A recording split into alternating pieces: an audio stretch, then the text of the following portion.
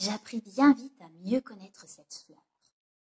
Il y avait toujours eu sur la planète du Petit Prince des fleurs très simples, ornées d'un seul rang de pétales, et qui ne tenaient point de place et qui ne dérangeaient personne.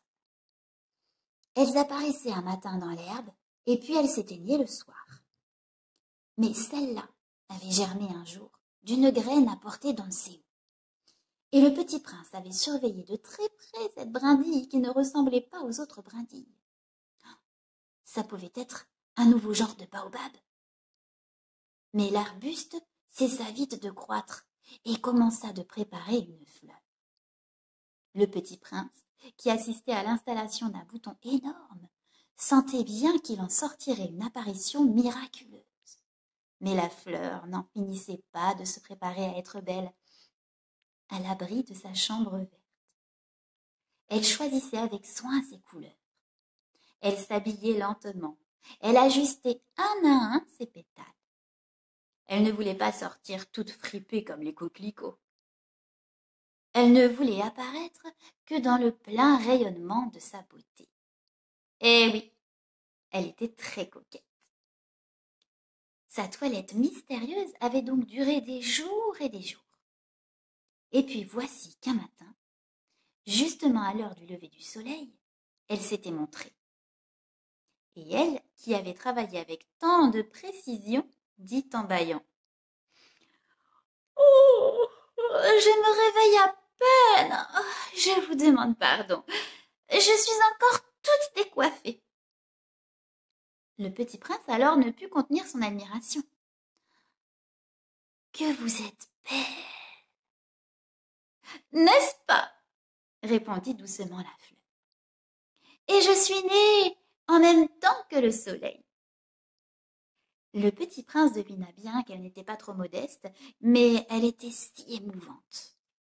« C'est l'heure, je crois, du petit déjeuner, » avait-elle bientôt ajouté. « Auriez-vous la bonté de penser à moi ?»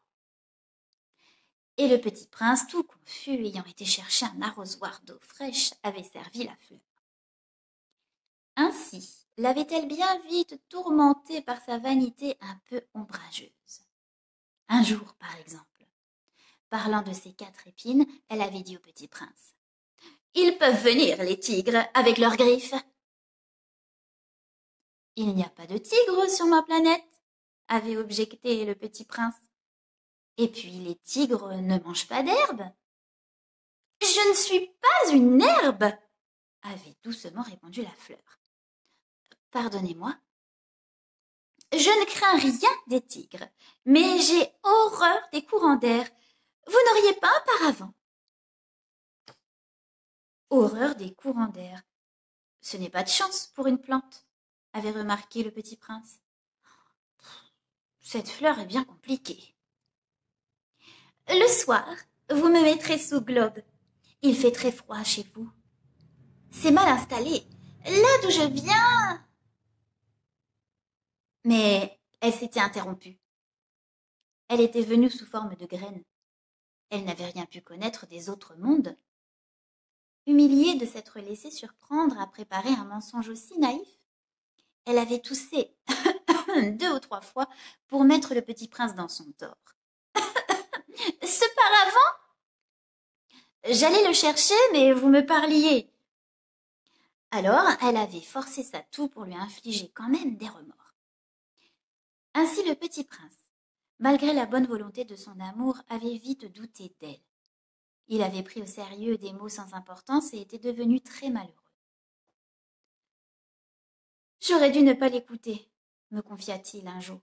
« Il ne faut jamais écouter les fleurs. Il faut les regarder et les respirer. La mienne embaumait ma planète, mais je ne savais pas m'en réjouir. Cette histoire de griffes, qui m'avait tellement agacée, eût dû m'attendrir. » Il me confia encore. « Je n'ai alors rien su comprendre. J'aurais dû la juger sur les actes et non sur les mots. Elle m'embaumait et m'éclairait. Je n'aurais jamais dû m'enfuir. J'aurais dû deviner sa tendresse derrière ses pauvres ruses. Les fleurs sont si contradictoires. Mais j'étais trop jeune pour savoir l'aimer.